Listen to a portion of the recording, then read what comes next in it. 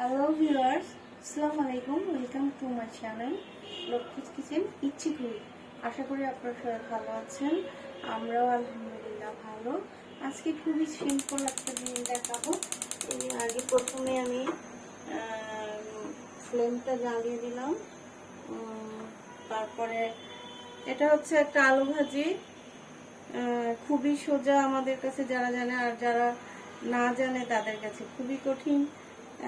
আর আমি খুবই সিম্পল ভাবে দেখাবো, যাতে সবাই, যারা কত স্টুডেন্ট বাইরে পড়তে যায়, ওদের কাছে এগুলো অনেক কঠিন লাগে। তাই যত সহজভাবে দেখানো যায় ততই ওদের জন্য মঙ্গল আর সুবিধা। তো আমি এটা শুকিয়ে গেছে, তারপরে এখানে আমি তেল দিব।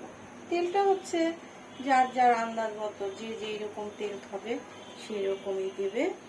তার আমি সব সময় যা করি, একটু লবণ ছিটা দিয়ে দেই, কেন কি যাতে হলো ছিটে না আসে। কারণ ছিটে আসলে ফোসকা পড়ে যাওয়ার ভয় থাকে। আমারও জীবনে অনেক পড়েছে এই আর কি। তো এই যে আমি এখন এখানে তেলটা গরম হয়েছে নাকি দেখি।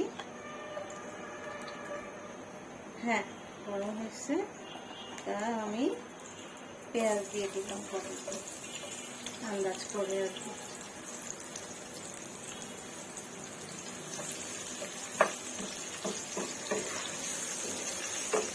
পেঁয়াজটা একটু লাল লাল হতে থাকুক, বেশি লাল করবো না।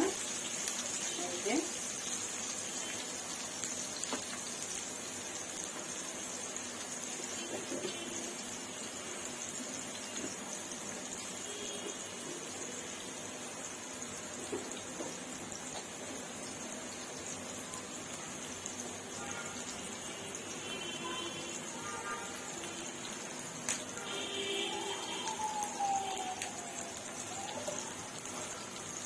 কাঁচামরিচগুলো লাল লাল হয়ে গিয়েছে, এটাই আমি দিয়ে দিলাম।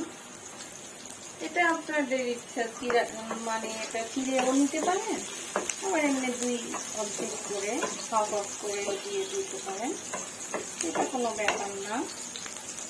আর আরেকটা কথা, এটা হচ্ছে আপনার এখানে হলুদ দেওয়াও যায় একটুখানি করে, আবার না দিলেও সাদা ভাজি হবে, তাতে কোনো অসুবিধা নাই।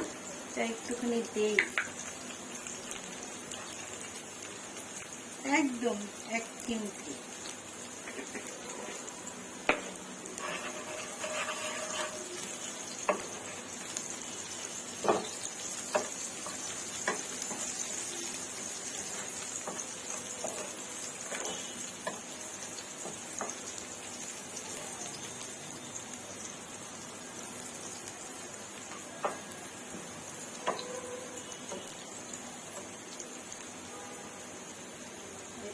পেঁয়াজ হয়ে গিয়েছে। এখন আমি আলু ভাজিগুলো কুটে রেখেছিলাম সুন্দর করে, শিম দিয়ে করবো। একবারে ভালো করে কাটাকাটি করে কুচি করে, তারপরে ধুয়ে ঝাঁঝরির মধ্যে রেখে দিয়েছিলাম।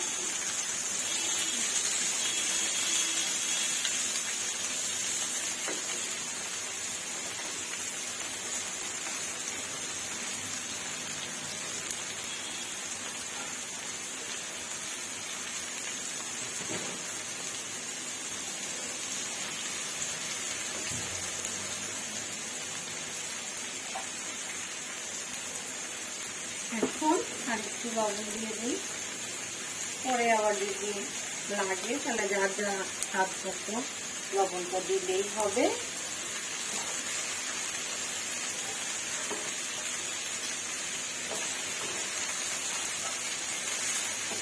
ঠিক সেম প্রসেসে অন্যান্য কিছু ভাজি করা যাবে, পাতাকপি সব কিছু ভাজি করা যাবে। তারপরে পাতাকপির কথা যখন বললাম তাহলে বলেই ফেলি, আর যদি ডিম দিয়ে আমি অনেক সময় এমনিতেও করি ডিম ছাড়া, আবার ডিম দিয়েও করি। তাহলে ডিমটা যদি দিতে হয়, ডিমটা আগে বাটিতে একটুখানি পানি দিয়ে লবণ দিয়ে ফেটে নিতে হবে। তারপরে ওটা পেঁয়াজ দেওয়ার আগে তেলটা গরম হলে তারপরে ডিমটা একটু ঝুরি করে নিতে হবে। বেশি ঝুরি করতে হবে না, তাহলে আবার রাবারি হয়ে যাবে। তারপরে ডিমটা ঝুরি হওয়ার পরে তারপরে পেঁয়াজটা দিতে হবে, তাহলে আপনার হয়ে গেল। তারপরে সেম প্রসেস, পেঁয়াজ কাঁচামরিচ এগুলো দিয়ে, আবার যদি কখনো কাঁচামরিচ না থাকে তাহলে লাল মরিচ, একটুখানি লাল মরিচ, আলাম লাল মরিচ থাকতে পারে বা নাও থাকতে পারে স্টুডেন্টদের কাছে, তাহলে গুঁড়া লাল মরিচ একটুখানি দিয়ে এটা সেম প্রসেসে এরকম করে একটু উল্টে পাল্টে দিয়ে তারপরে সিদ্ধ হওয়ার জন্য ওয়েট করতে হবে। বাস, নরম হয়ে গেলেই হয়ে গেল ভাজি। কত সোজা।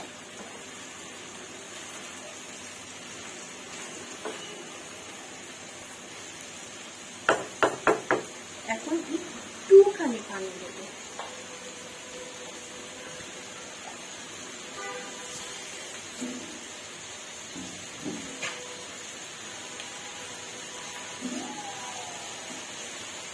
এই যে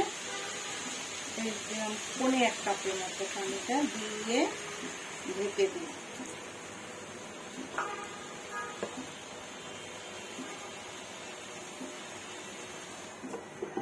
ঢেকে দিলাম। এখন এটা নরম হতে থাকুক, তারপরে আবার দেখাবো। এই তো আমার হয়ে গেছে ভাজি। মাঝখানে আমি একবার নেড়ে দিয়েছিলাম আর লবণ যেটুকুনি দিয়েছি ওটা ঠিক ছিল, আর লবণ দিতে লাগবে। আর ইচ্ছা করলে এখানে যারা ধনিয়া পাতা পছন্দ করেন তারা ধনিয়া পাতা দিতে পারেন, টেস্টটা বাড়বে। আবার অনেকের কাছে ধনিয়া পাতার ফ্লেভার ভালো লাগে না, এটা যার যার ইচ্ছা অনুসারে। এই তো আমার ভাজি একদম হয়ে গেছে, একদম হয়ে গেছে ভাজি। কেমন হয়েছে দেখতে সেটা বলবেন, আর যদি ভালো লাগে তাহলে লাইক কমেন্ট শেয়ার করবেন, আর যদি ভালো না লাগে তাহলে ইগনোর করে যাবেন, কোনো অসুবিধা নেই। আর প্লিজ সাবস্ক্রাইব মাই চ্যানেল। তো আজকে এ পর্যন্তই, তাহলে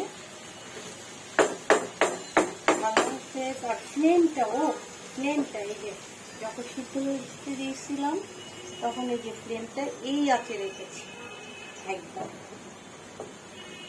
যার ফলে কোনো পোড়া লাগে না। তো সবাই ভালো থাকেন, আল্লাহ হাফেজ।